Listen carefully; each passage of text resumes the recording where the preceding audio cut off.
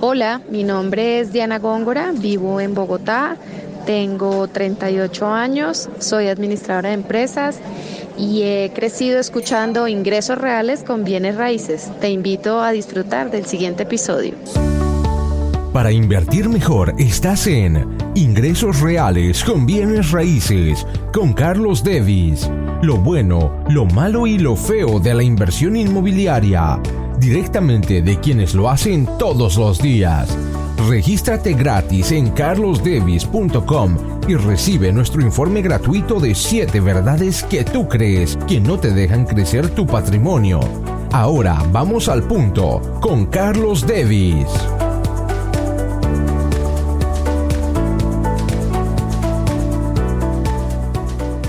¿Cómo involucrar a la familia en el negocio de bienes raíces?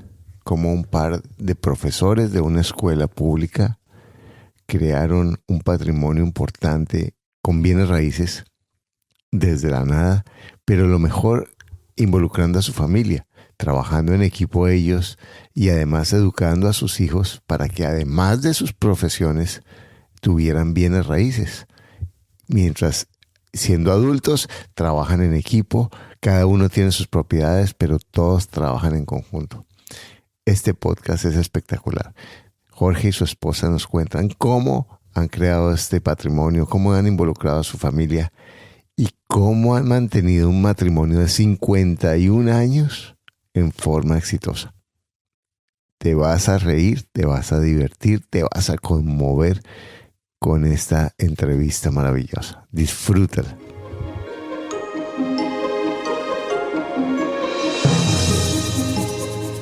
Hoy estamos en la ciudad de Barranquilla, mi querida ciudad de Barranquilla, con 3 personas maravillosas que tuve la oportunidad de conocer este fin de semana en el programa del Taller de Bienes Raíces en Barranquilla.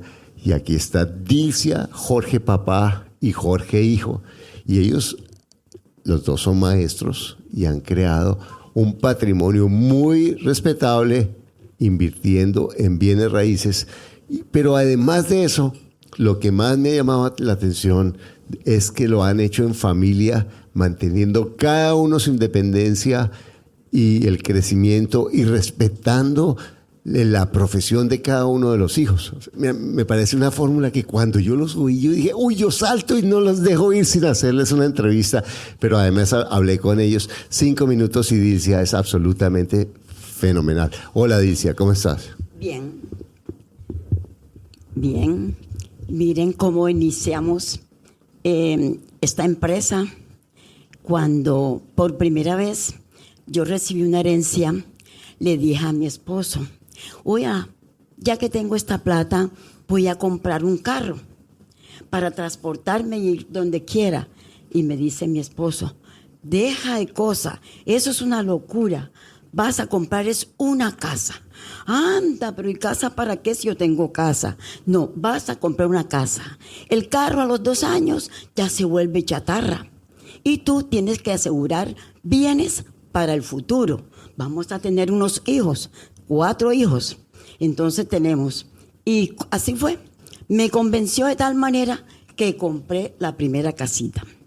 Cuando compré esa casa, me costó 150,000 pesos.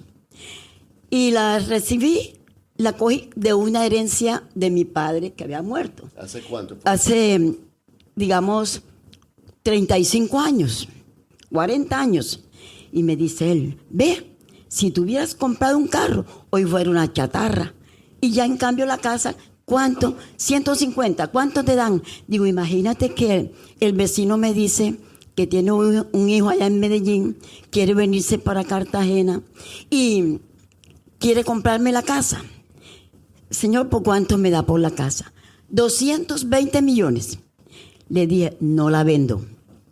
Ay, pero ¿por qué no la vendes? Me encanta tu casa. Le dije, no importa, no la vendo, porque esa es una herencia y ahí tengo mi casa. Hoy me dan quién sabe cuánto, pero ahí está la casa hermosa, sostenida.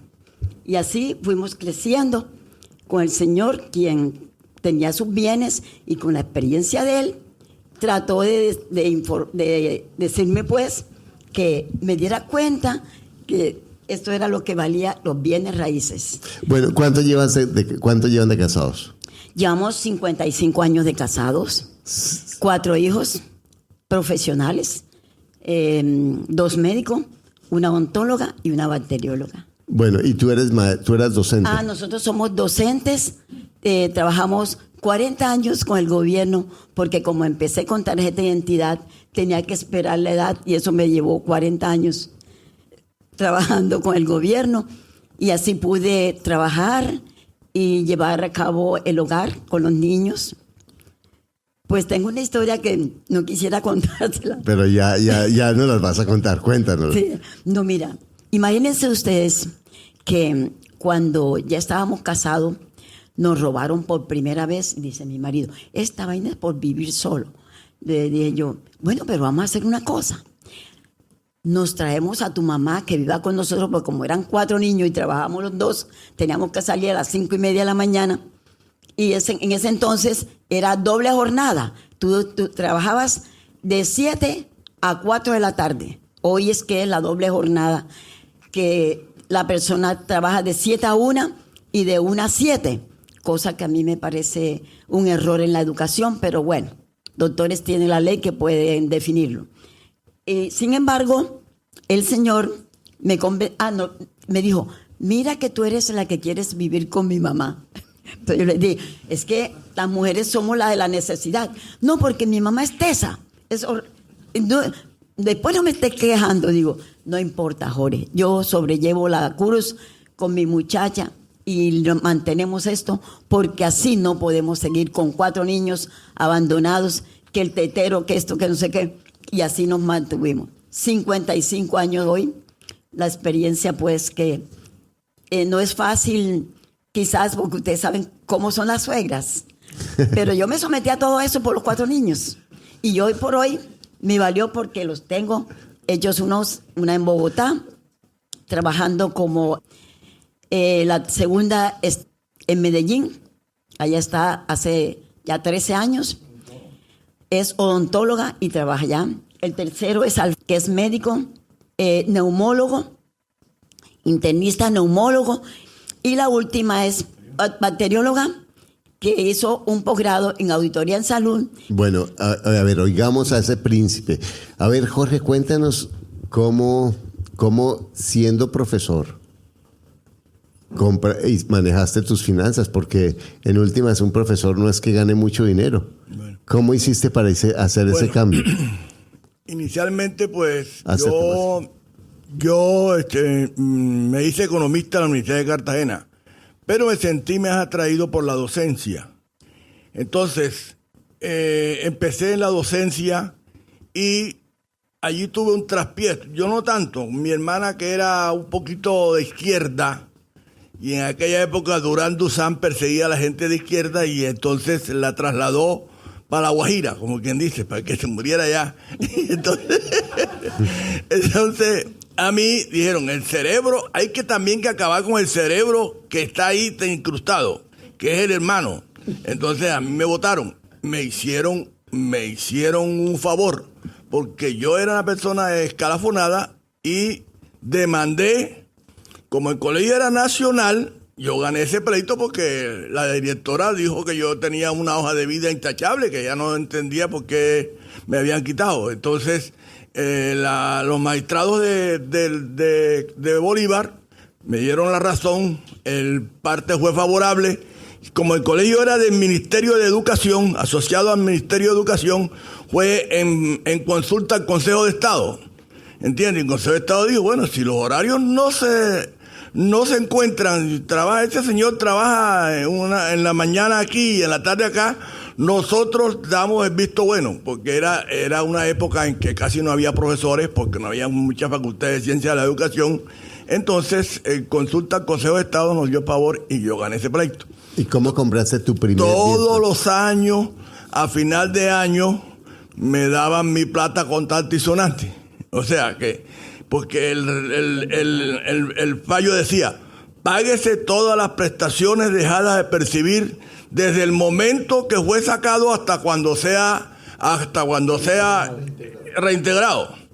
Bueno, y así sucesivamente, en cada año compraba un bus. Primero yo fui transportador. Cada año compraba un bus hasta que alguien como que dijo allá en el ministerio, oye, pero ese tipo está haciendo una flota de buses porque aquí no son capaces de reintegrarlos, este es el colmo. ¿Entiendes? Entonces, a fin me reintegraron, pero cuando ya me reintegraron, ya yo tenía como 8 o 9 buses. Entonces... Te hicieron el favor. Exacto. Y como el colegio donde yo trabajaba, me lo pusieron en la vía donde estaban los buses los fui comprando en esa vía, así que yo nada más que tenía que mirar en el balcón si los buses estaban trabajando y cuando trabajaba. O sea, te pagaban por vigilar tus buses.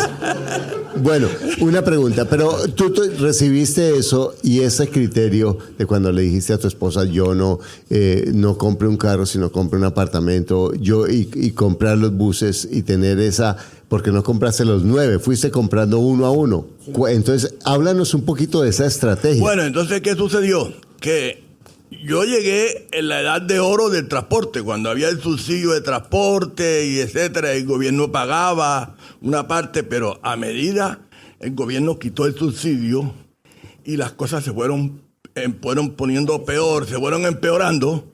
Entonces yo dije, no, como yo era economista, dije, no, aquí hay que pasarse a bienes raíces, no hay más remedio. Y entonces fui vendiendo los buses y me fui pasando para bienes raíces. Comprando casas y las casas la dividía en apartamentos, en estratos 3, 4, etcétera. No, yo no soy muy amigo cuando uno empieza del estrato muy alto, porque los estratos altos son difíciles para arrendar. Para todo, y para manejar. Ahora, pero una pregunta.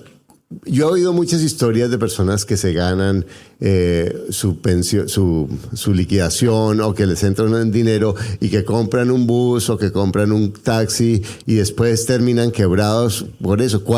¿Cómo manejabas tú el dinero para poder crecer financieramente? Bueno, lo que pasa es que en ese entonces fue la edad de oro del transporte. Ajá. Porque usted reunía 21 cartulinas y le daban un subsidio. Ajá. Al bus, trabajar o no trabajar, si no alcanzaba a trabajar, usted iba y compraba la cartulina restante y no había problema de ninguna especie. ¿Pero ustedes tenían un presupuesto en la casa para manejar el dinero, o cómo manejabas el dinero? Bueno, sí, entonces, además yo era una especie de banco, me convertí como una especie de banco de los pequeños transportadores, porque yo, como tenía sobrante de dinero, yo le prestaba a ellos. Pero los sobrantes... Y ellos me daban un poder para yo cobrar el subsidio. Ajá. ¿Me entiendes? Entonces, sí, prácticamente, y yo les cobraba un interés módico.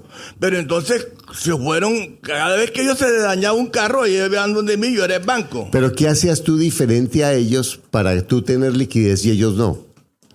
Bueno, porque yo además era profesor.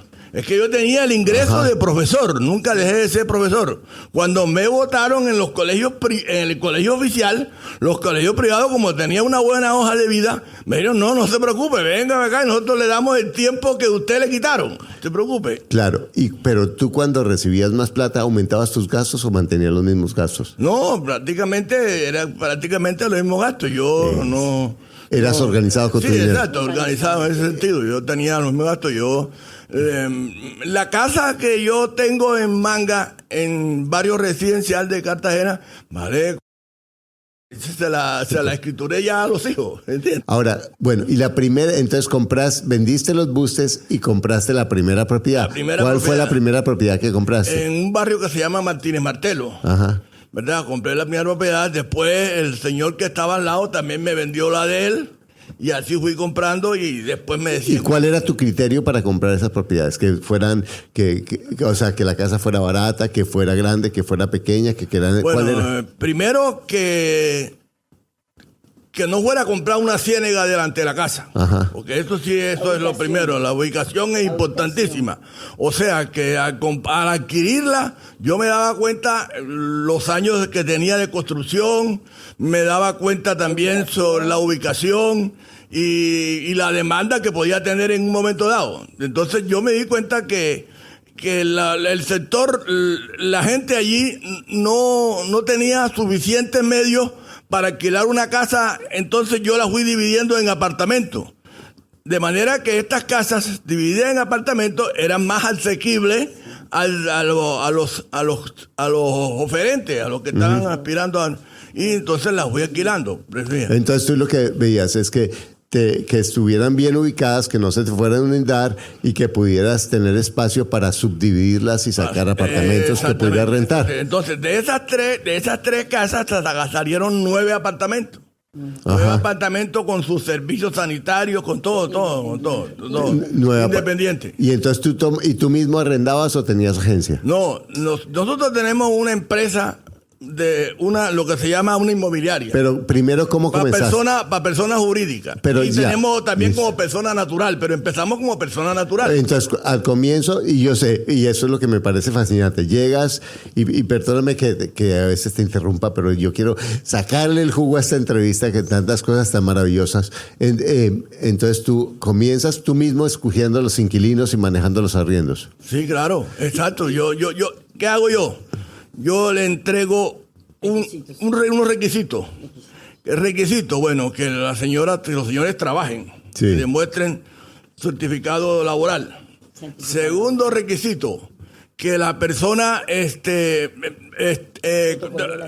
fotocopia de cédula de ambas personas, porque además de eso yo después me hice abogado. Me hice abogado para defender los intereses de esto. Ajá. Entonces,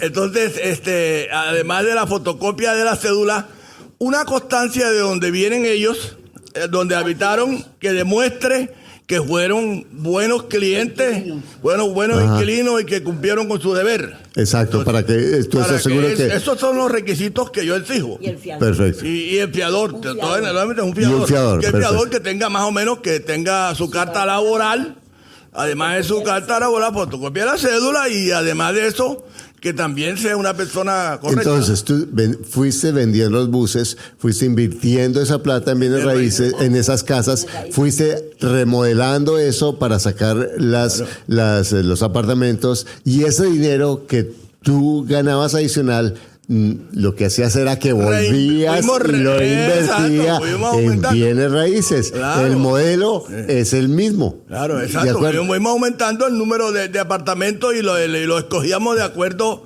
a la demanda en cada sector. Nosotros nunca fallamos en encontrar en un sector de inseguridad para el ciudadano, no señor. Entonces buscabas un sitio que fuera bueno para que fuera fácil arrendar. Exacto. Bueno, y los locales comerciales, ¿cuál es la ventaja de arrendar? Porque tú me contaste ahora en el programa que te gustan mucho los locales comerciales. ¿Cuál es la ventaja del local comercial? La ventaja de los locales comerciales, primeramente, que estamos enfrentando al gobierno que está haciendo vivienda urbana. Sí. Está haciendo unos planes, lógicamente que esa demanda de vivienda urbana, lógicamente va disminuyendo, ¿verdad? Segundo, el gobierno no está construyendo nunca un local comercial. Los locales comerciales que yo tengo casi nunca me piden nada. Ellos mismos lo mejoran. Uno es una peluquería, otro es un salón de belleza, otro está arrendado a Baidiesel, etcétera, para repuestos y eso. Y por oficinas, nunca ellos me han llamado a decirme que necesita esto. No, deje eso a nuestra cuenta, nosotros hablamos. En cambio, la vivienda urbana es diferente. Las viviendas urbanas, cada vez que van a pagar, siempre exigen que vea, que esto, que lo otro, etcétera. Entonces, lógicamente, y además estamos enfrentados a la demanda la demanda del gobierno, que el gobierno no está haciendo locales comerciales, el gobierno está haciendo prácticamente pura vivienda urbana. Entonces llega un momento en que la vivienda urbana tiene que bajar de precio, por lo menos. ¿Me entiendes? Esa es tu teoría. En cambio, en los locales comerciales, ¿no? ¿Y cómo compraste el primer local comercial? ¿Ah? ¿Cómo compraste el primer local comercial? No, compraba, por ejemplo, compraba una casa que tenía arriba habitaciones y abajo local comercial. Uh-huh. Arriba habitaciones y abajo local comercial. O de pronto un local comercial totalmente que yo veía, porque primero hay que tener en cuenta las vías de acceso para que pueda hacer un local comercial. Entonces, fui convirtiéndolo en locales comerciales paulatinamente. Genial. Yo me digo, yo quiero poner una tienda aquí, sentar aquí, ver una tienda. Yo le ponía las facilidades para que pusiera la tienda. Claro. Voy a poner una peluquería aquí, un salón de belleza, voy a poner un salón de belleza. Voy a poner un almacén de repuestos, Y en esa misma forma induje a mis hijos. ¿Me entiendes? Perfecto. La hija mía tiene también locales. Exacto. Entonces, ¿cómo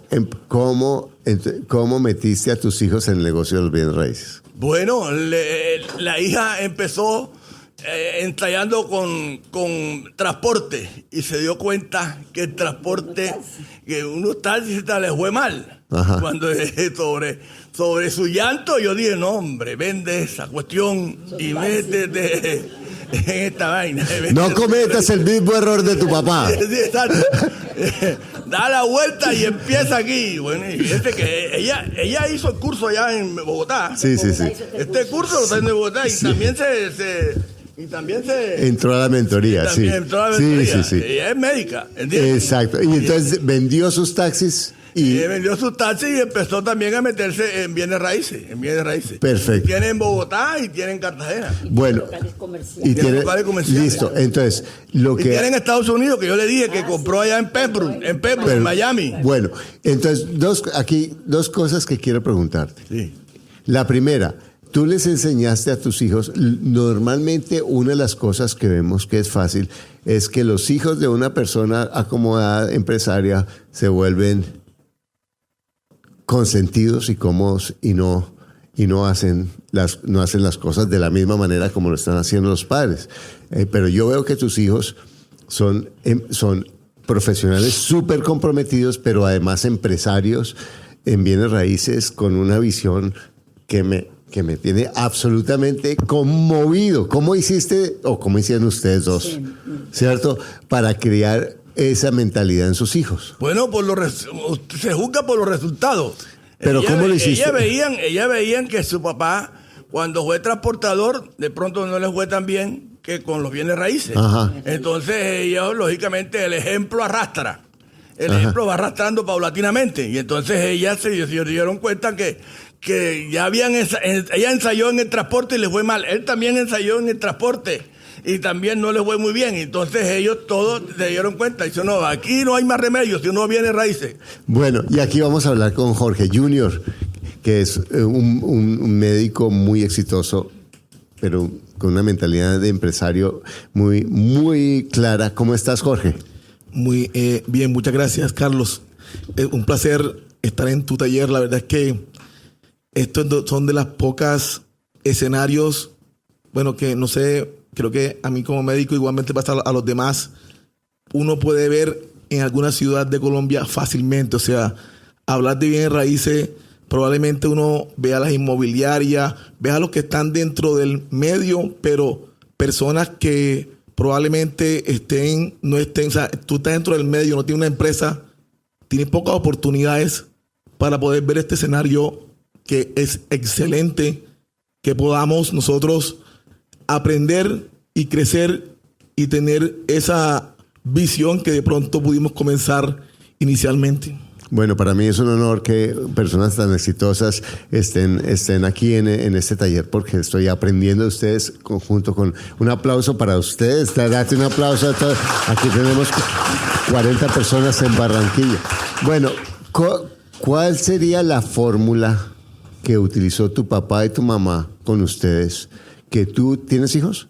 Sí, dos. Que tú utilizas con tus hijos para no convertirlos en los niños consentidos y para crear ese balance entre ser empresarios, porque me encanta. Ellos dicen, yo soy médico, me encanta la medicina, trabajo como loco, pero yo sé que mi negocio son los bienes raíces. Entonces, explícame ese modelo. Yo saco lápiz y anoto porque yo necesito aprender bien eso. Bueno, o sea, el modelo consiste en una palabra, si uno lo puede resumir, el ejemplo. Ajá. Con el ejemplo, mi padre, pues, tiene varias profesiones. Entonces, uno inicialmente, de pronto en el área de la medicina, tú tienes que utilizar, de pronto no esta profesión, sino otra ocupación que no te quitara el objetivo con que tú te formaste. Entonces, el escenario de los buses estaba claro que no era, porque ese escenario es muy absorbente. Yo que estuve con él acompañándolo y probablemente le decía, y si yo nunca te obligué a ti a que ni me acompañaras en la administración de los carros, y tú te debatías un poco entre la parte de tu profesión, tu enseñanza como médico y a la vez los fines de semana, pues él, yo le hice que nos comprara un campero viejito. Íbamos a hacer los mantenimientos en los turnos de los buses y todo esto. O sea, tu trabajo con tu papá era que tú le ayudabas a hacer el mantenimiento, le ayudaba, y él te pagaba algo. Él, o sea, el reconocimiento era algo secundario. Ni siquiera le cobrabas, tú ibas y lo hacías. Lo hacía, armamos un grupo y un equipo. O sea, llevas a tus compañeros que trabajaran gratis para tu papá. No, el grupo y equipo eran las personas que hacían los mantenimientos. Ajá. Yo simplemente iba y supervisaba y así fuimos creciendo y aprendiendo cómo se pudiese hacer una cosa y la otra. Digamos que el espacio del transporte fue un aprendizaje para saber que eso demanda mucho tiempo. Tú no te puedes dedicar a eso. Si te dedicas a eso, tienes que olvidarte probablemente de lo que tú eres. Y yo le decía a él, este escenario a mí, nada que ver. Quiero, exacto. Entonces, yo es más, le decía, esto es una experiencia personal. O sea, si tú, pues, yo me gradúo y sigue con esto, yo hasta aquí llego. O sea, después de la graduación, ya me cambia completamente el escenario. Y creo que probablemente todo eso iba en concordancia con todo lo que giró frente a las políticas actuales de lo que él decía con respecto a el subsidio, todo el hueco que dio. Entonces, todo eso miró a que nos diéramos una orientación hacia los bienes raíces. Es más, como la formación, cuando uno es médico, entre más especialidades tenga, tiene que salir de tu casa obligatoriamente. Entonces, la segunda especialidad es en Bogotá. Allá trabajé un tiempo y siempre busqué una oportunidad como para venirme trabajando como médico, pero era más fácil acá en la ciudad, en Cartagena, o en este caso, porque tenía la orientación.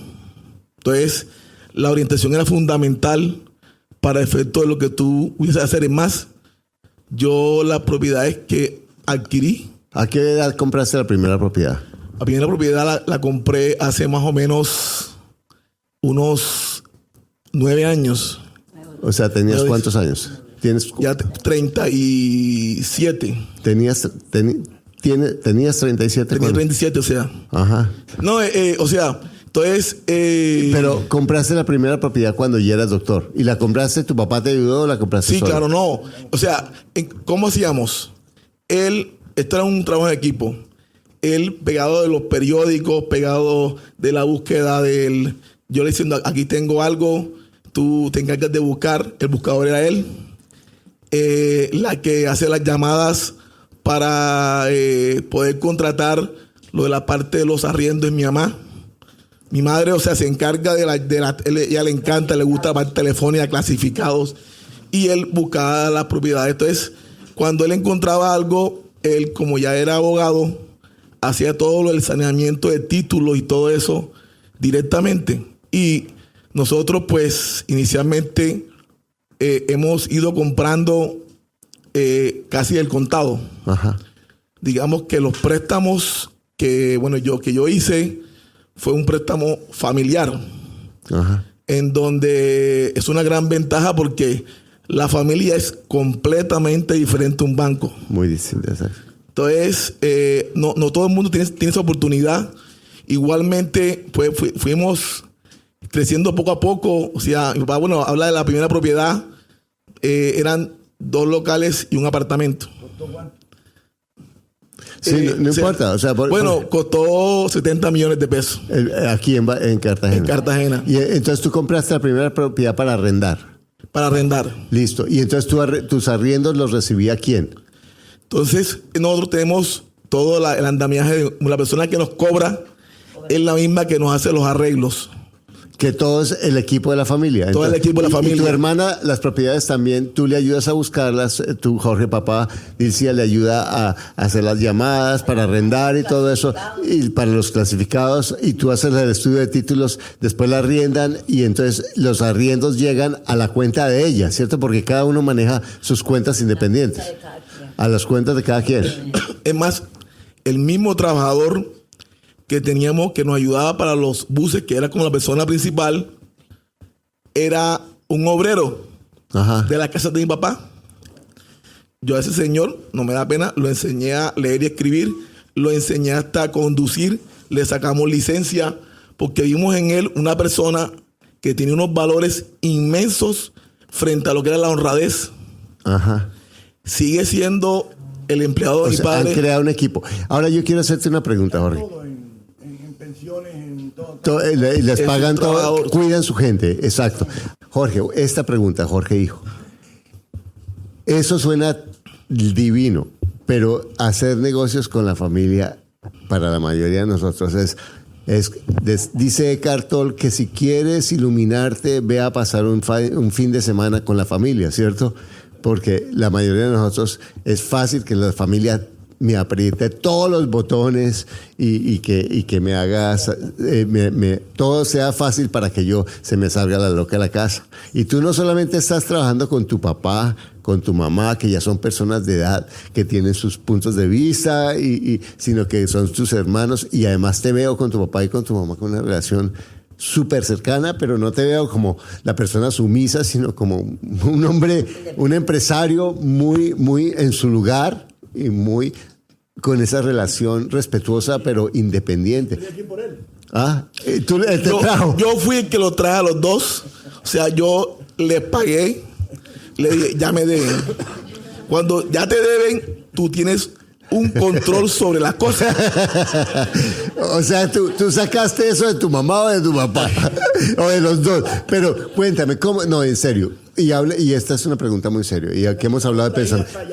¿Cómo manejas tú tus pensamientos cuando son situaciones difíciles para no pelear, para mantener esa relación que ustedes tienen? ¿Cómo manejas tus pensamientos? No, o sea, aquí ellos dos son los que siempre han obrado en pos de la justicia. O sea, uno sabe que el dinero muchas veces, un ejemplo, a mí no me da pena, yo le presté a una hermana, otra hermana, entonces establecimos el interés.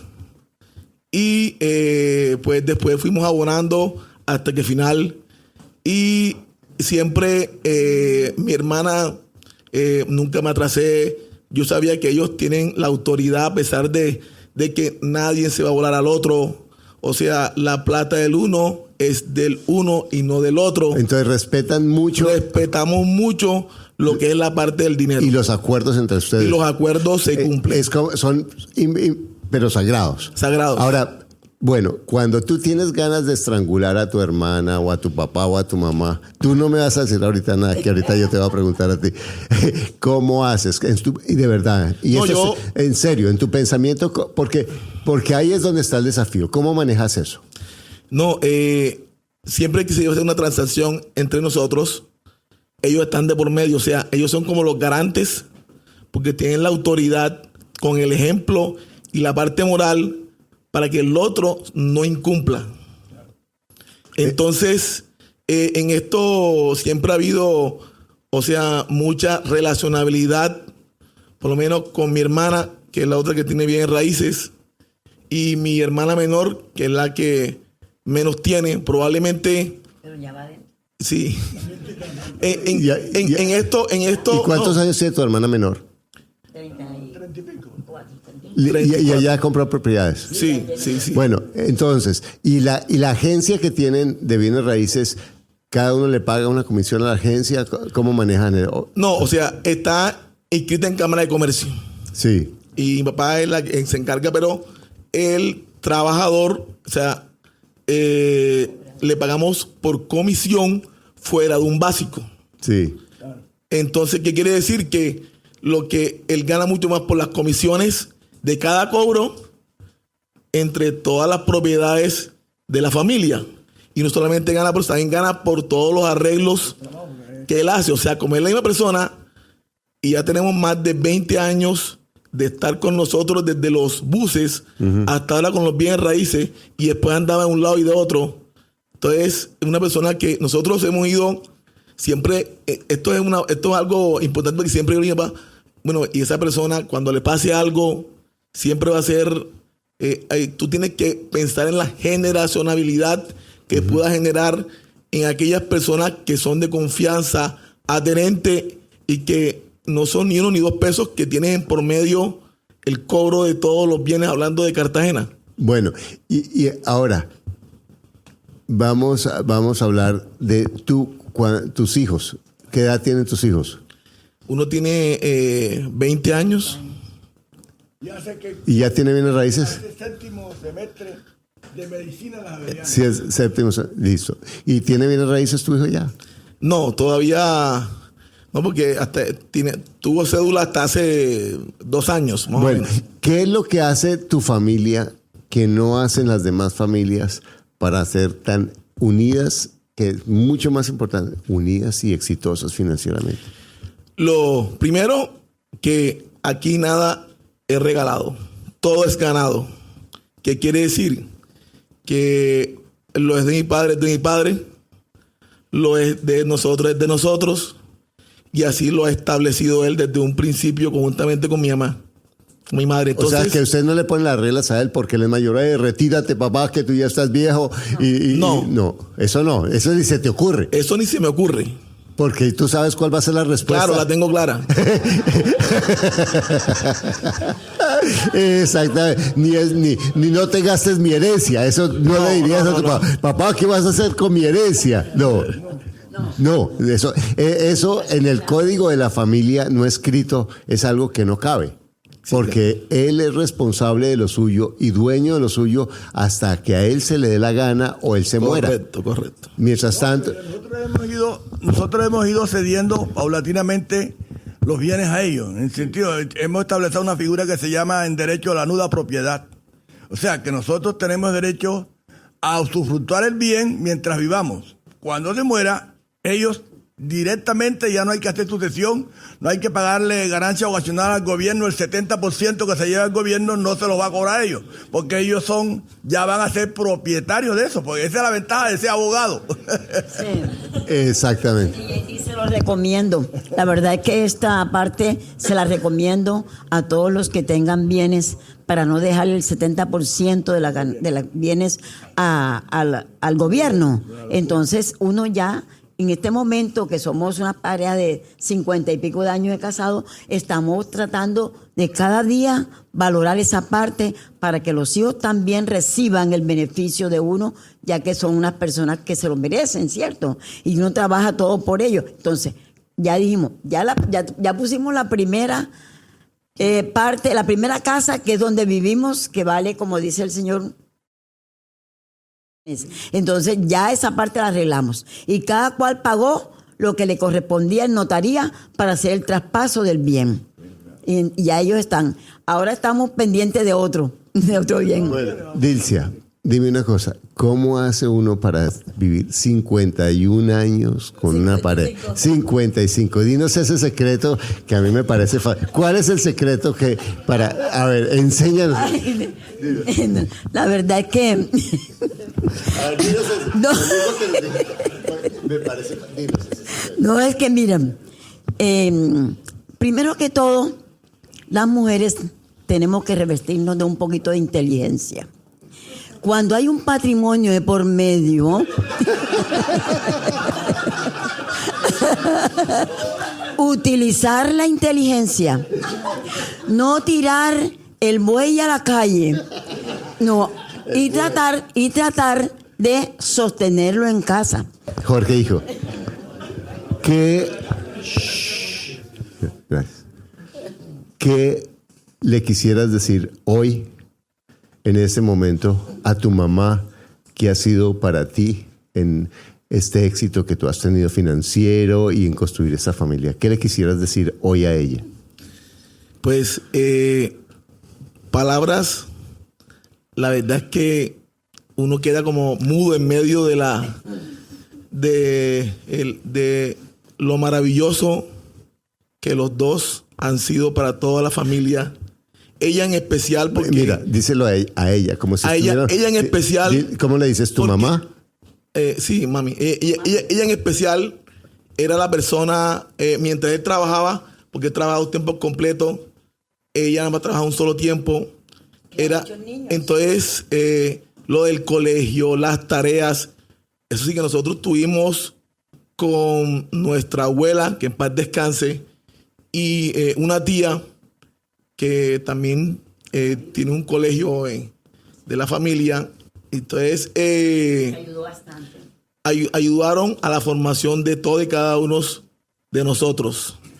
¿Por qué? Porque esto solo no es fácil en medio. Es más, ese ejemplo probablemente yo lo tuve con mi hijo y con mi hija, porque estos apoyos en educación, hablando desde el punto de vista de tiempo delegado, más que algún otro factor, son fundamentales para poder criar bien probablemente a los hijos. Pero en 30 segundos, ¿qué le dirías a tu mami hoy, en este momento, para sintetizar esa gratitud?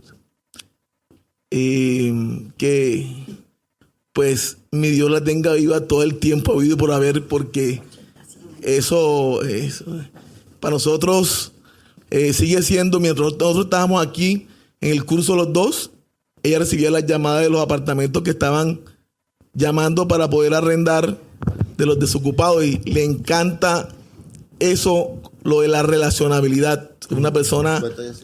Imagínense que acá estoy en Barranquilla y hoy recibí como 5 llamadas de Cartagena. Mire, señora, que el apartamento que están arrendando en el Almirante Colón, somos estudiantes que vamos a entrar a la Universidad del Sinú, que está cerca a ese barrio. ¿Cuánto vale? Digo, no, miren, primero mírenlo. Y si les sirve, me llaman, que yo los acomodo, le digo yo. Él a veces se molesta conmigo y peleamos porque él dice 650. Digo, no, eso está muy caro, deja la cosa así. Déjalo en 600, hombre. Oh, pero viste, mami, ya tú te metiste en el precio.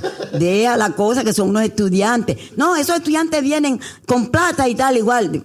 Dejémoslo así, chicos. Y entonces discutimos por eso, miren, por los valores.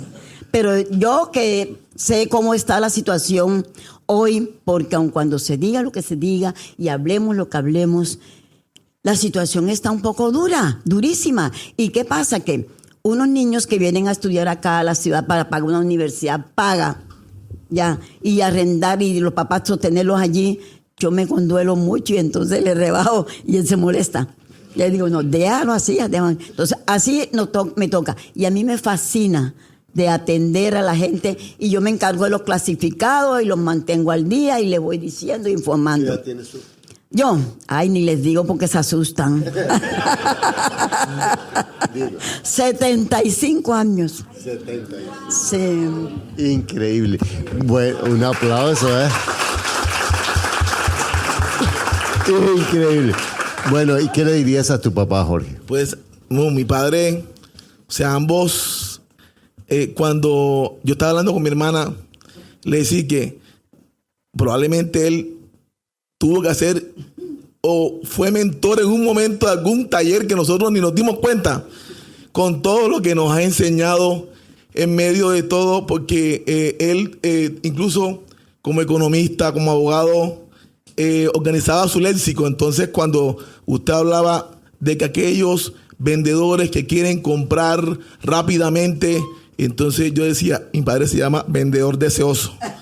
Y entonces cuando uno quería comprar rápidamente, ya no vamos a negociar más, que vamos a perder la propiedad, ese se llama comprador deseoso. Yo decía, todos esos ejemplos que veíamos en los talleres, que él nos colocaba de pronto con algún nombre, lo habíamos oído anteriormente en todos los diferentes sitios.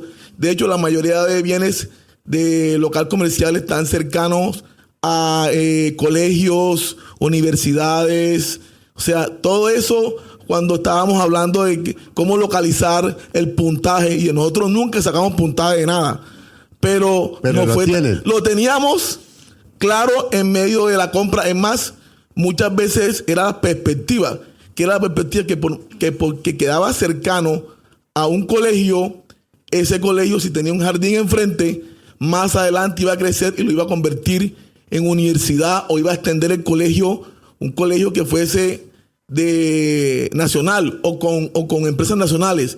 Y así fue que pude yo pasar el bien raíz inicial, que incluso, esto fue una anécdota, uno de los inquilinos él tuvo que hacer el lanzamiento, y ya a nadie más he lanzado, porque como ya son 2 locales comerciales, eso pagan y hasta consignan los dineros en la cuenta de ahorro, que son de las cosas que uno dice, bueno, esto no es de todos los días. Mágico.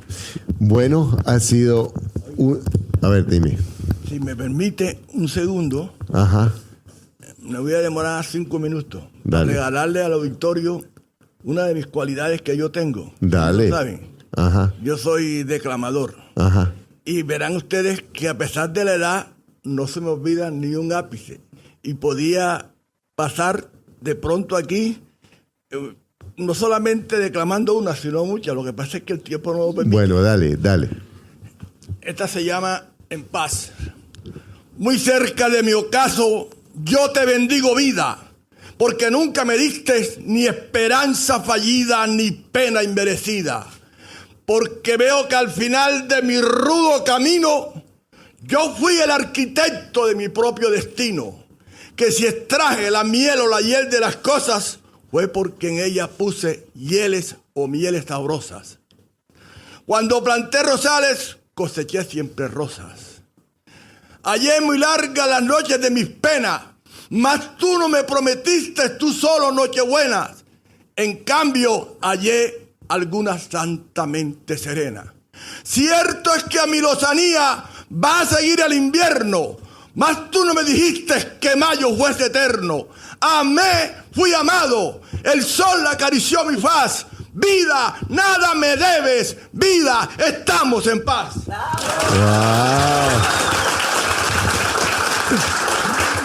Bueno.